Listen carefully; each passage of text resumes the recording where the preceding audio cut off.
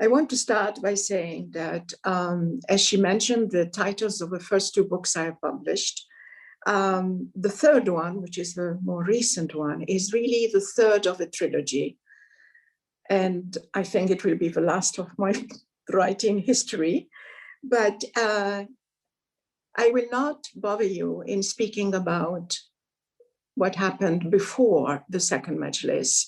I only mentioned that the first Majlis also was short-lived, and it was a first attempt to implement or experiment with the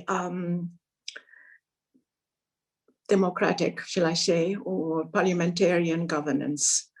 It came to an end because of the Anglo-Russian intervention. There was a coup. The Majlis was bombarded. The reactions of the Shah became very brutal, and there was a fierce resistance practically all over the country, but specifically in the north, in Gilan and in Azerbaijan. What complicated the situation, and in many ways what justified Anglo-Russian deed, was the fact that since 1907, Iran was divided into two different spheres of influence. One in the north, which was the largest part actually, because it included the northeast, was declared a Russian zone. And in the south, southeast, and also it included the Gulf region for the British zone. That complicated the first Majlis action, and of course precipitated the first coup in 1908. And of course it led to the resistance. The resistance was bloody, and it included different ideological groups involved. I don't want to go into this because it's very complex, but let me say that it was multi-ideological. There were the socialists, there were the moderate liberals, there were the Armenians, there were the Armenians of Iran or the Armenians coming from the Caucasus. They played a great deal in the resistance in the north. And also some of them played a very important role for the Second Majlis in establishing the Democrat Party. The Democrat Party started as a socialist party, but very quickly, once the resistance won the fight, and once Tehran was also in a battle, though short-lived battle, was conquered by the so-called Mujahideen, which was this sort of international type of groups, different militias involved in conquering Tehran and forcing the Shah to, the reactionary Shah, Muhammad Ali Shah, to resign. And the constitution was restored. Now that laid down really the problems that the Majlis began to confront. One was the various ethnic groups involved in the resistance. It involved also, with their different ideologies, their different programs, and it also included the moderates, intellectuals mostly, or civil servants, the intelligentsia, as we know, we use usually the word like this, who were truly interested in reforming the country, reforming, that is, modernizing the country and using Western Europe as a model. Western Europe as a model was used in order to seek guidance and source of inspiration for the construction of what they called Iran-No, the new Iran. Now, the class composition of these various people was that the Mujahideen were essentially people of very modest background, and included originally in the newly installed Democrat Party were people like Hassan Taghisodeh, the Tabrizi politician who had played a great role in the first Majlis and went into exile after the coup in 1908, lived in England, got to know especially Professor Edward G. Brown. Edward G. Brown of Cambridge University took him under his mentor. He was his mentor and taught him all about constitutionalism and how to run effectively a constitutional government and a parliamentarian government. But he was a man, this professor, who called from the beginning for moderation. So you have a group and people like Tarizadeh, influenced by the moderate Professor Brown and our colleagues in the revolution, who also were moderate. And on the other hand, you have the more radical people, the Mujahideen and their leaders, who played an important role in the resistance. After the success of the conquest of Tehran and the restoration of a constitution, the clash between these various groups really exploded. And Tarizadeh, because he was from the very beginning enjoying the support of the British embassy, especially the ambassador in Tehran, and of course getting his order from the Foreign Office in London, Tarizadeh emerged very quickly to the top of the leadership of the Majlis.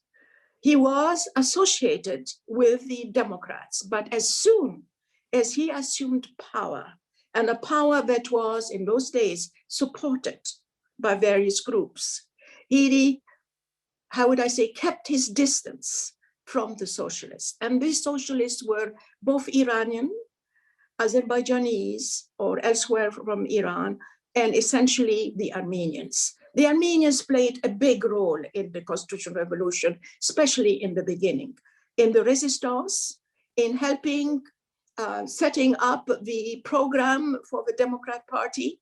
But since the Democrat Party began to think that Iran was not ready for socialist revolution, it is better to have, at least in the beginning, a bourgeois revolution. Now, the more radical Armenians dissented. And so there was a split among the Armenians themselves. Those who went along with Tarizadeh, saying the first step is a bourgeois revolution, reforms, and then the socialist revolution will come afterward. Those who dissented, and of course the dissent was not just ideological between the various Armenians and the various Iranians, but it was also personal, and who supported whom. So that complicated the situation in the establishment of the Second Majles. On the other hand, you have people who I would call turncoats, those who were, partisan of the old Shah, reactionary Shah, and then decided that now the revolutionaries have won, so therefore they're going to join them too. And a lot of these people came from, of course, the old aristocracy, the elite in government. They played a role, but some of them were genuine constitutionalists. And here I must mention Sani El-Dole. He was a member of a well-established, wealthy, and very powerful, influential family.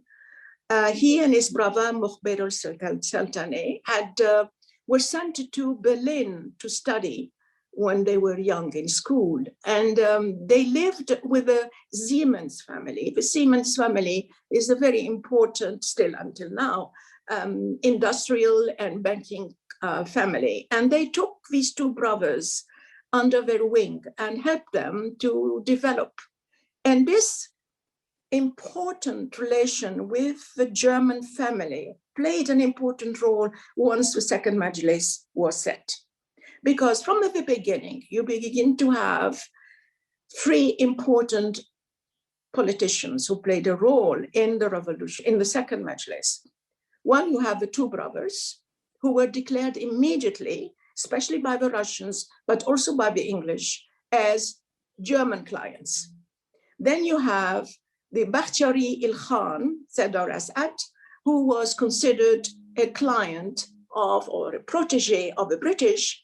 And you have the Sepahdar, who was from Gilan, a powerful family, and was encouraged to participate in the revolution once they were successful and become one of the leaders. and he became successively president, prime minister, or minister of defense. This position was practically exchanged between Sadr Assad, Bakhtiari, and the Sepahrdar. The Sepahrdar was considered a Russian, and that, by the way, has been in the Iranian sources. Very few references are made to this patronage, British or Russian or German, with the important leaders of the Second Majles period. But if you study the archives, especially the Russian and the British and the French archives, there is plenty of evidence that indeed the Sepahrdar, who is considered in the traditional chronology, the traditional study of the revolution, as really a genuine patriotic constitutionalist leader. He was in fact under the thumb of the Russians, and he played a role eventually with the destruction of the Second Majles. Bakhtiari was much more clever. Bakhtiari was able to turn or exchange positions. At times he was, with the Democrat Party, at times were with the more conservative people. He knew how to play his cards very well, and he survived. But so did the Sepahrdar, because both were indeed supported. Now, let's speak a little bit about this Anglo-Russian intervention. As I said, in 1907, you had the agreement signed officially between the British and the Russians. It was for a long time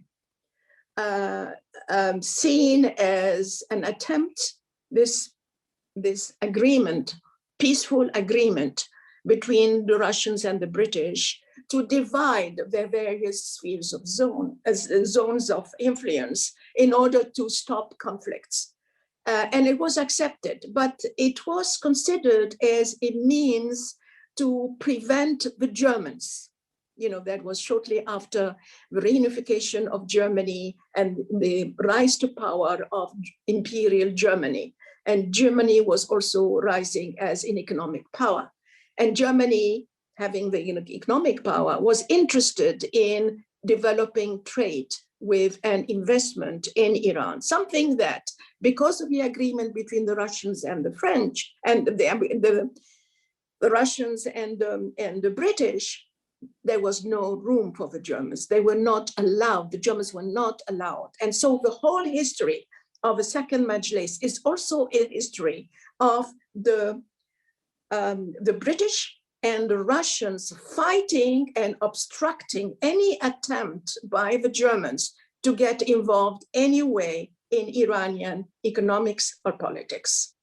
And that, of course, determined the situation, which provided the background, the context for the very important reforms that the Majlis had tried to not only to enact, because they were enacted, but also to implement. Considering part of this also the influence of the British and the Russians, Iran was bankrupt. It had no money to implement any of its reforms or even to function normally. The treasury was empty. And so they needed loans. The British and the Russians considered themselves the only source of loans for the Iranian government. And they would not allow, not only they would not allow the Germans to give better conditions for a new loan to the Iranians, who really the Iranians sought again and again throughout the Second Majlis, sources of finances independent of the two Russian powers, so much involved in Iranian politics. But they were obstructed. They could not do it for various reasons. I will not go into that. But again, this issue of negotiating the loan played or sort of undermined the effort of the constitutionalists in the Majlis to carry on their reforms. Now, add to this, the Iranians decided, and the British also were for it in the beginning, to have a financial expert, a Western, from Europeans. The Russians and the British wanted a European financial expert to come with the approval of the Second Majles to help the Iranian government to reform the financial situation. The Iranians eventually, I will not give you the details now, the Iranians eventually decided they wanted to have an American. And here the very important role of Morgan Schuster, an American expert of finances who had already worked in the Philippines for restoring their finances. And he was at the end asked to withdraw from the Philippines by Washington because he felt the Washington government decided that he was too much reforming and not to the liking of Washington. But then he was invited by the Americans, by the Iranians, to come as, when he came to Iran, he asked for complete authority in financial affairs. The Majlis unanimously granted him absolute authority to reform the finances of the country. The Bakhtiaris and even Britain conceded that that was needed. And so in the beginning, when he came, he was given a lot of freedom and all doors were open. And the various civil servants were instructed to follow the instructions of Morgan Schuster and to do whatever he wants them to do. But there were, of course, a lot of people who were not happy. And that was the old elite, because the tax system was also, that was the first job that Schuster tried to do, the tax system. There was a lot of corruption. This is inherited from the old system, and you don't get rid of corruption in just a few months or a few weeks even. So there was a lot of hidden resistance from the moment Schuster decided to reform the tax system. The old elite who had supported him in the beginning turned against him and tried to obstruct his reforms. Then, of course, you have the Russians who very quickly realized that Schuster is going to be, whatever reforms he establishes, is going to be very detrimental to their own Russian interest in the country. And the British also were beginning to be very worried, because the old elite and Britain preferred to work with the old elite under their instruction to become constitutionalist and reform, but not to the extent that the reforms would mean really a complete change of the system. The system, the old system, was working very well for the British and the Russians. So what happened is that though he had acquired a very quick, unanimous approval by everybody concerned in the Second Majlis, in the beginning of the Second Majlis, he very quickly lost their support. The reason why, first of all, by nature and character, he is described as a man who had very strong moral principles, and all his reforms and all the role he played, first in the Philippines and then in Iran, were really guided by these moral principles.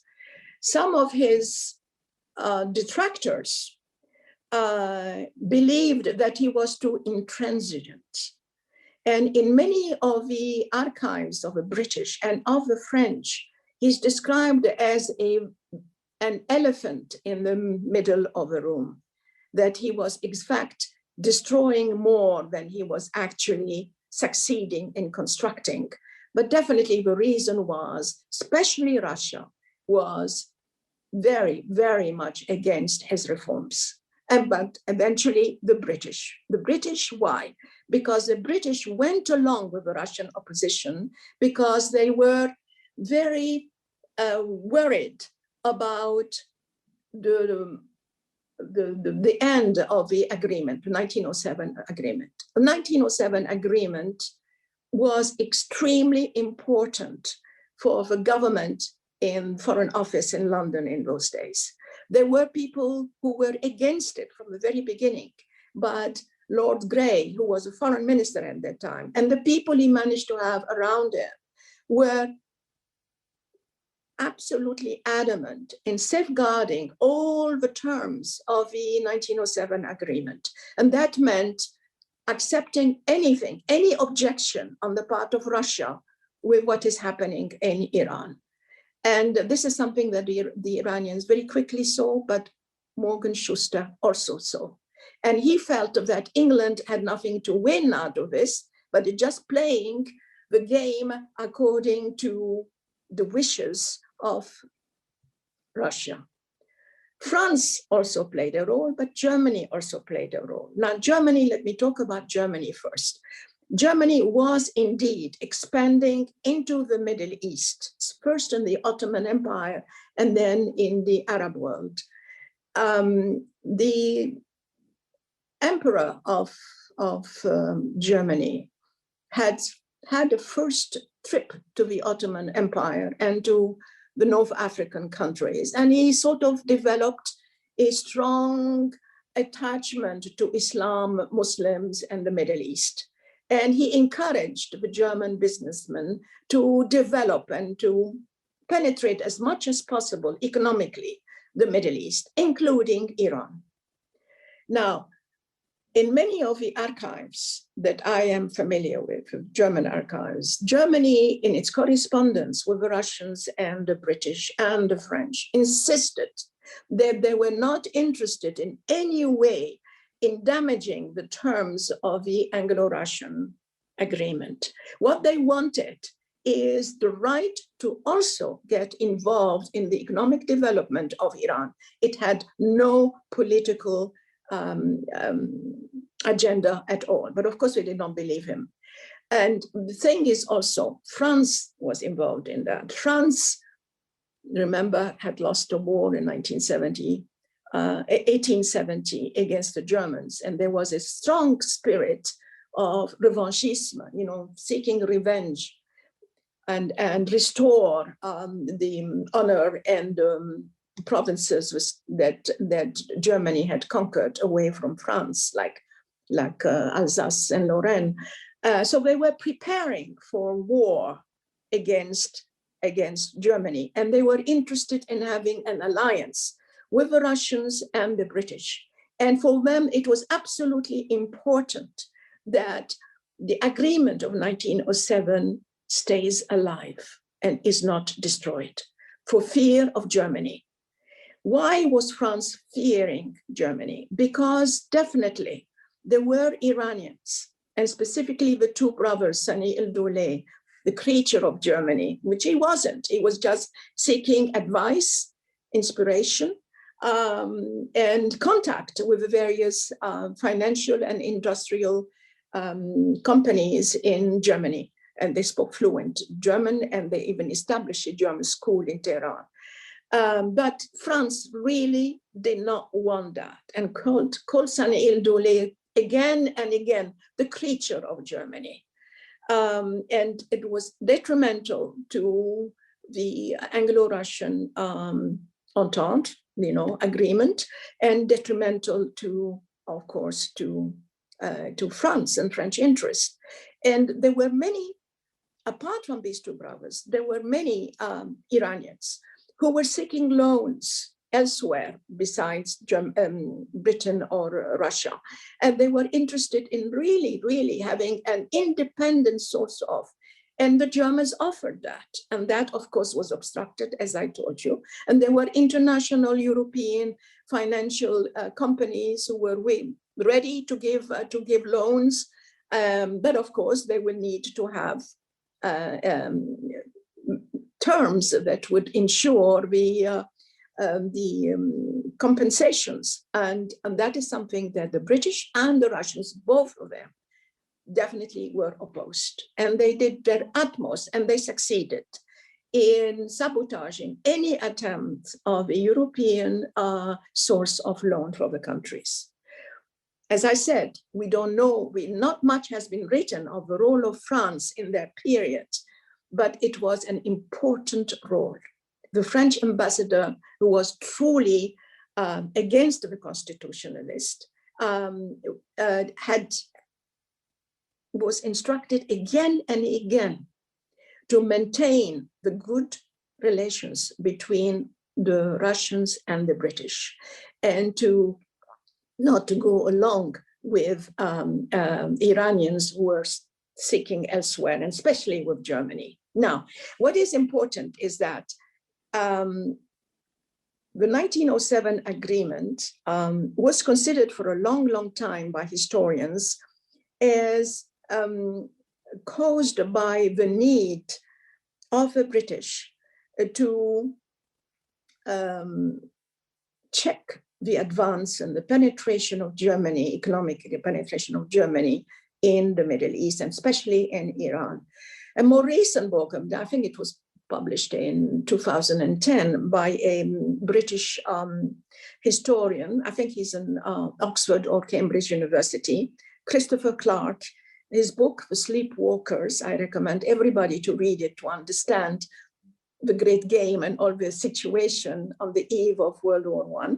But for my interest, he really proved with a lot of evidence that the 1907 agreement was truly motivated not by the threat of Germany, by the need of London, the British government, to appease Russia. It was fear of Russia, because Russia was indeed the greatest competitor in Iran for the British. And that, of course, in my own, even before I read this book, I had reached that conclusion. But in fact, what the British were doing through that agreement was to check and contain the ambition of the Russians rather than the threat of Germany. They could handle the threat of Germany, and they did. In fact, they did. So here is, you have the international situation, and here you have the various groups involved, and you have the various countries who have their own creatures, quote unquote. Well, that's a too pejorative a term, but they're proxies, so they're supporters. But we have to now speak about the actual Iranian constitutional leaders of the Second Majles. As I said, Taghi-Zadeh was the most important one. And as long as he won the support of the British, and he was not yet a great threat to the Russians, he managed to remain in power. Now, the other thing is that, of course, Sani il-Dowleh, who was constantly in one government after the other in 2 years of the tenure of the Second Majles, and you have others as well. But Sani il-Dowleh was indeed, well, without being really a creature of the Germans, but was indeed interested in checking the power of the British and the Russians in Iran by replacing it with the Germans and afterward the Americans. So there was a sense of more and more Iranians among the intelligentsia reaching out to the German imperial government. And as the encroachment of the Russians and the British in Iranian internal affairs increased, they insisted on going to Germany, and some letters written to the emperor literally begged the German emperor to get involved in Iran, to help the Iranians who wanted to really shake off the yoke of the British and the Russians in internal affairs. One thing that the German sources do show without any doubt is that indeed the Germans were willing to help the Iranian constitutionalists financially and in investing in the country, but they were not at all interested in getting involved in revoking the agreement of 1907. So you have this funny situation where really the Iranians were the losers all the way. This is the age of the, or really the lasting breath of the what is called the great game in Asia, and on the eve of World War I. Now, the Majlis from the beginning was controlled by Taghissadeh, but as I said, the moment Taghissadeh acquired power and had the support to push for his reforms in the Majlis, he started distancing himself from the extreme right wing, extreme leftist wing, the radical wing of the Democrat Party to which he belonged. And he changed even the name of the party. It was no longer Social Democratic Party of Iran, but it was just the Democrat Party of Iran.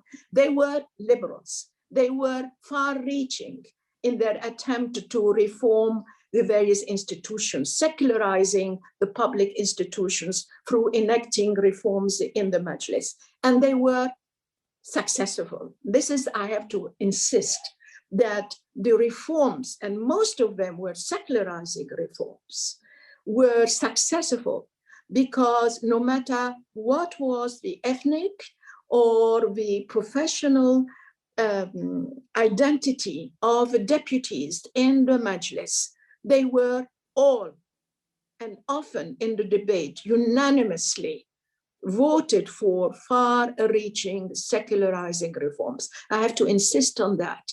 The Constitution was a secular constitution. It did not deny the right of the ulama to play a role in religious affairs, but they curtailed severely curtailed the ulama function in public affairs, in political affairs, and in the various public institutions, like the education, for instance, was very important. And that was one of the most important success of the Second Majlis, reforming the educational system entirely, including bringing the Waqf orders, which are really endowments, charity endowments by rich people. And traditionally it was given, entrusted to a member of the high class of the ulama. But the Majlis allowed this to happen, but insisted that the whole Waqf system had to come under the Ministry of Education jurisdiction. And that was very important. And that, of course, antagonized many people.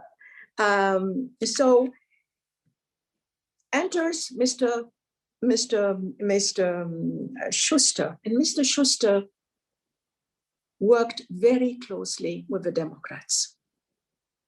He despised the old elite, and he does not mince his word in his writings about what he thought of the old elite. They were corrupt, they were incompetent, they were seeking only their selfish interest, they were not really constitutionalists, they were not interested in reforming the country, helping the new Iran to stand on its own two feet. And he was there, Schuster was there to curtail that power through the tax system and push for strong reforms.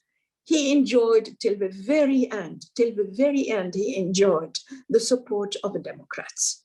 And when I wanted the situation, and the story is very complicated, but I would just, because I've talked too much.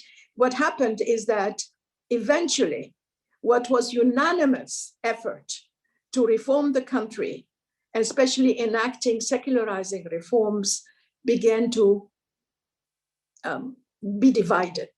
And various people, not only members of the ulama who were deputies in the Second Majlis, but also lay deputies incited by various people behind the scene, Russian, British, or the elite that was antagonized, began to attack Taghissadeh, attack the Democrats, and spread the image of the Democrats and what is happening in the country as a radical socialist revolution, which it was not. I mean, I've read the minutes of the Second Majlis from page 1 to God knows how many thousand pages, and there was not a single evidence that the Majlis deputies were trying in any way to enact a law that was considered socialist. Even the very important, which many of them wished, but they could not succeed in doing it, to put a clause that would bring a separation of the mosque and the state, the separation of religion from politics. They were not successful. They were too wise. Those few who wanted it were too wise not to do it, because they knew it wasn't going to win any vote at all. So really, the secular, what I call secular constitution and the reforms were not like, let's say, the secular constitution of the United States or of France, which sees a separation of these two. Definitely, what was enshrined really in the constitution that was promulgated in 1907 with the supplement, it states that Shi'i Islam is the state religion. And it remains so, and it remained till the end. But nonetheless, there were the opponents of Schuster. There were the opponents of, that's later, but before that, opponents of Tarizadeh, who began to fuel malicious rumors in Najaf. And there were also ulama in Iran, proper, who were opposed to Tarizadeh and opposed to some of his, what they call radical reforms. So Najaf eventually promulgated a decree calling for the political demise of Tarizadeh.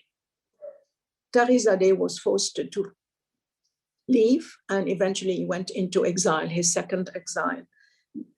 The members of the deputies who were there defended him, but at the same time, they began to be a bit more moderate in talking about Islam and referring to Islam.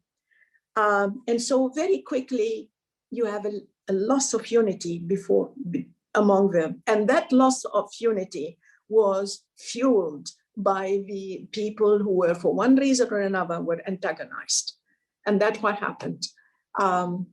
In December 1911, Bakhtiari, who again shift his position, with the Bakhtiari troops, besieged the Majlis and the deputies inside and forced it to close.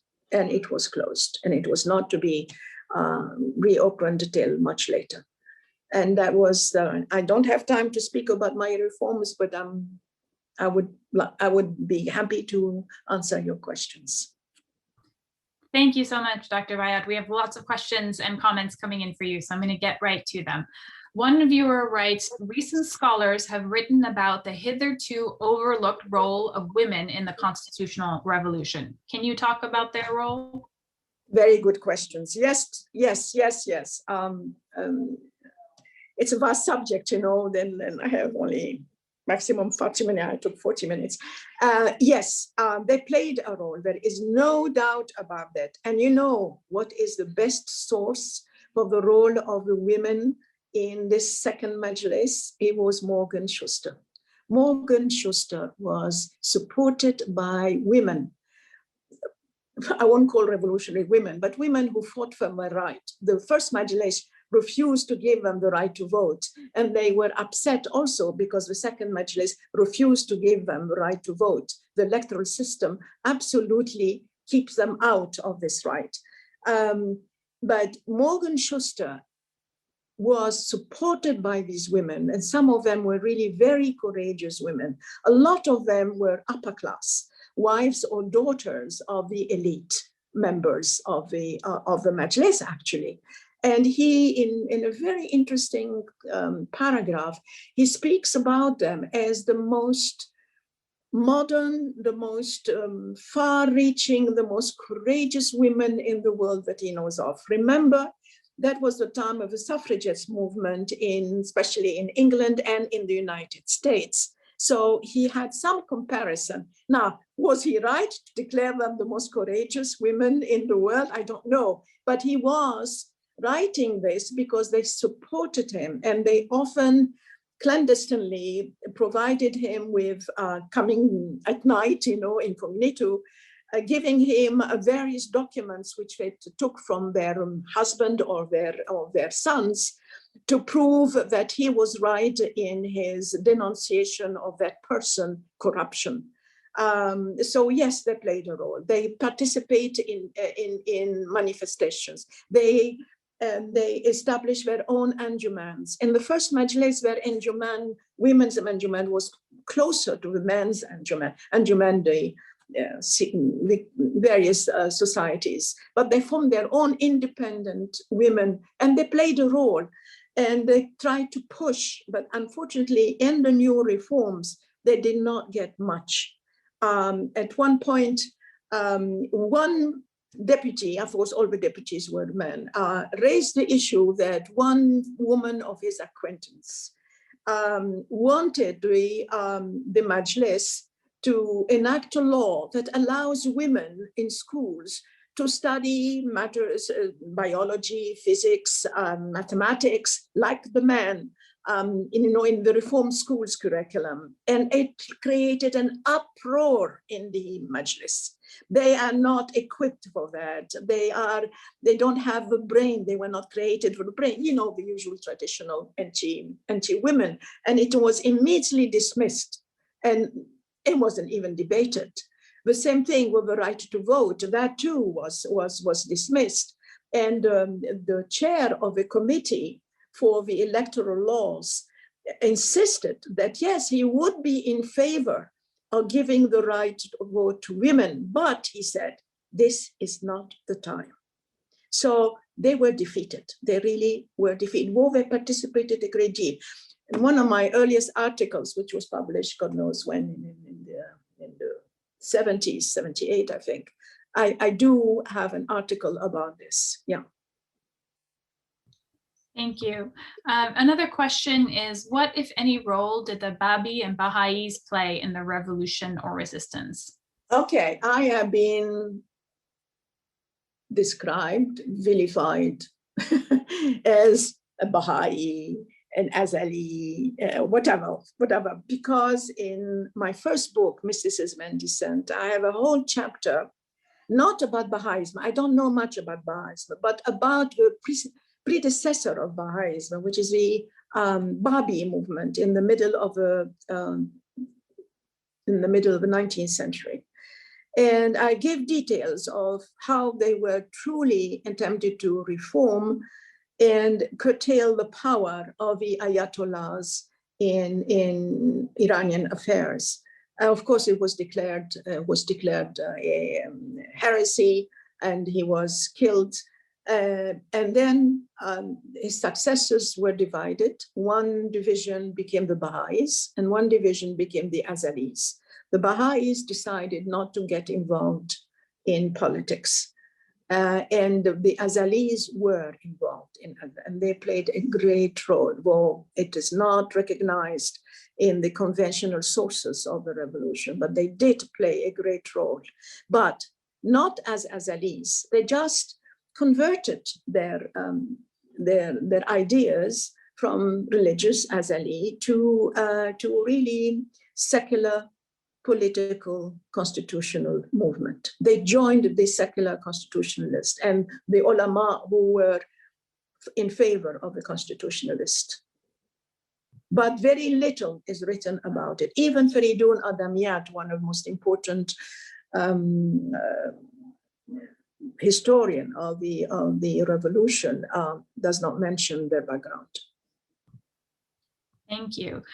Did Taqizadeh overall play a positive role in this period? And did he continue his relations with the British for the rest of his life, especially during his ambassadorship in Germany?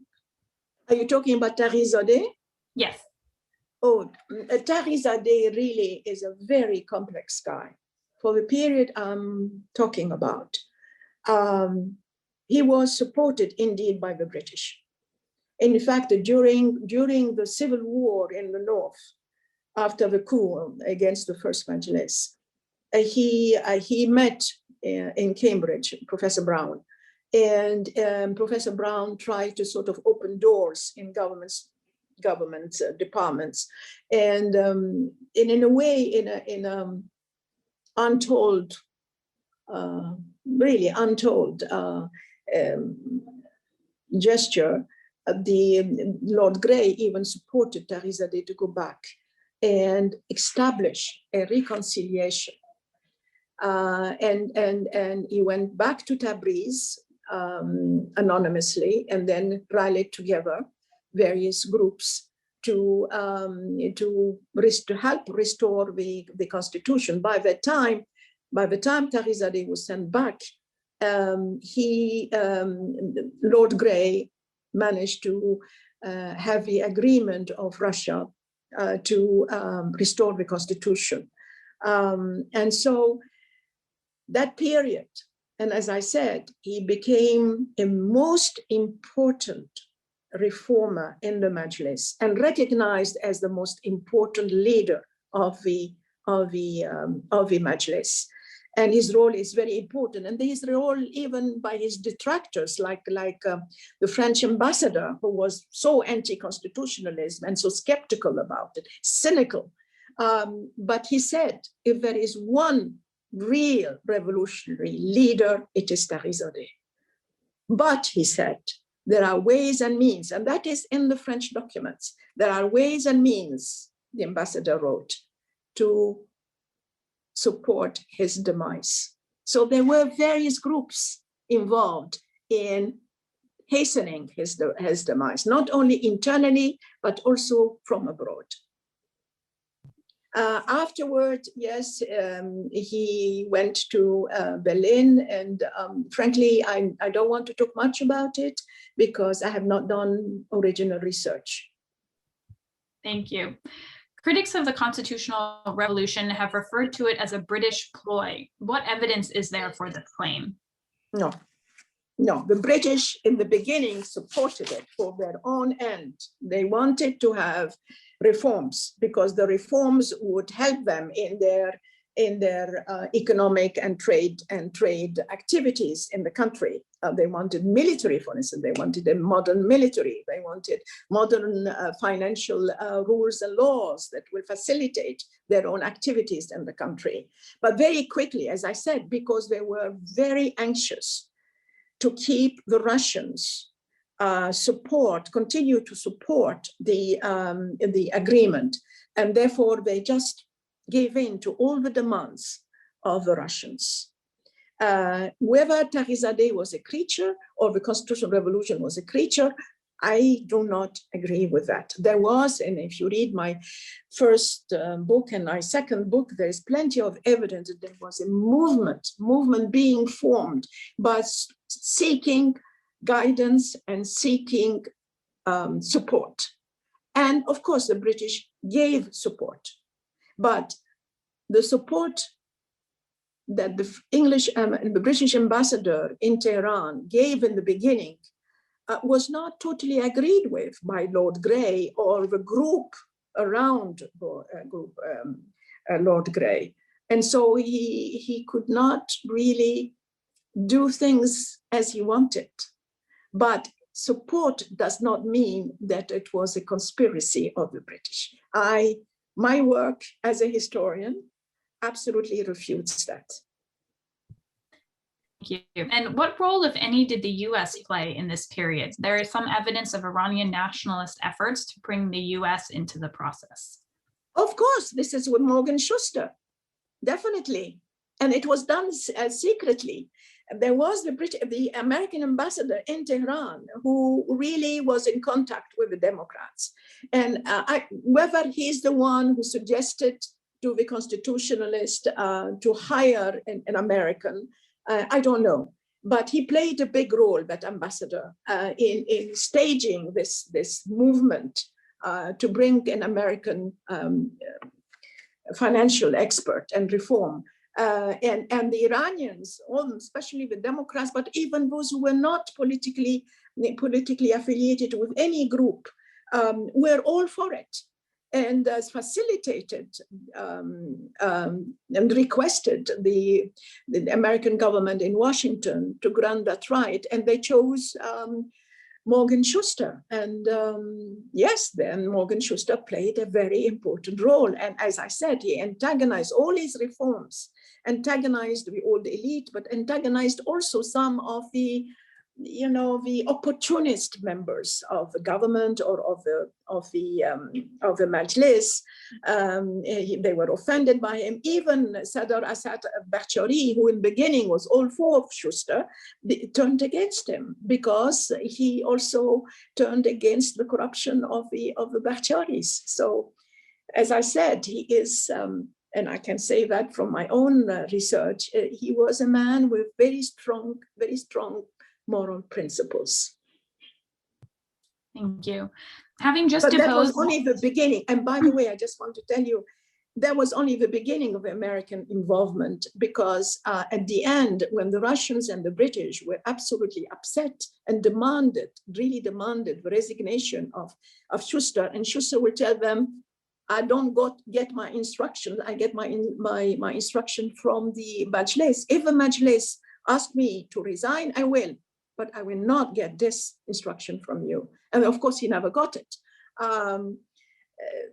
But eventually, Washington decided literally to ditch Schuster and assured the British and the Russians, both of them, that they are not going to support him any longer. Thank you. Having just deposed Muhammad Ali Shah, how did the Second Majlis redefine the institution of monarchy? It was definitely remained as in the Constitution of 1906, 1907, a constitutional monarchy, and the Rajars. And here, that's a good question, because there were people who were really interested either for really destroying the monarchy full stop, or to have another dynasty besides the Rajar dynasty. And here, because Lord Grey had a lot of problems clashing with deputies in Parliament who truly criticized his policy in Iran, and he was really placated. He was worried that he would lose the support of the Parliament. And in order to continue to at least not lose his support, he turned to the Russian foreign minister and told him, you've got to really concede something. And one of the concessions was the monarchy will not be destroyed, but the Rajars, that is very important, the Rajars, a new one, will remain the dynasty. And the Russians agreed. And more important, Muhammad Ali Shah will never be restored. That's the only concession that Lord Grey got from the Russians, the only one, literally. So ironically, the Rajar dynasty survived for a while until 1925, and the constitutional monarchy remained until the revolution of 78, 79. That was the concession that Lord Grey had gotten from the Russians. Thank you. We have lots of viewers thanking you for your research and for a wonderful talk. There are two more questions I want to ask. One viewer writes, was there a lasting legacy from the Second Majlis? Yes, I'm sorry, I don't have the time for this. I mean, the reforms on the Second Majlis, especially the Second Majlis, really laid the legal foundation for modern Iran.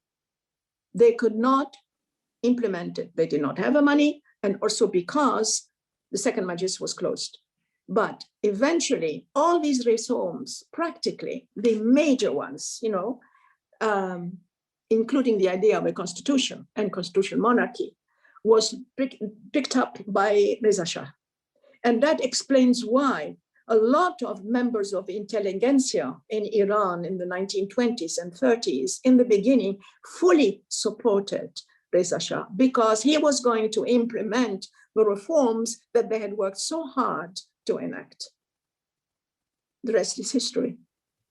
Thank you. Last question is a bit speculative and forward-looking. A viewer writes, understanding that the same forces that resulted in the defeat of the Constitutional Revolution exist today, is there a chance for a democratic regime in Iran? If so, how? Oh, well, that's very speculative, and I don't speculate. I hope that eventually we will have the restoration of parliamentary government. And I think, I don't know about Republican and monarchy, that I don't want even to discuss it. I don't know much what's going on. So I prefer not to talk about that. But my hope is that truly the constitution, laws, and parliamentary government, not just in name as it is now, will succeed in restoring some kind of democracy. I hope so. But I cannot predict. There is no way I can predict.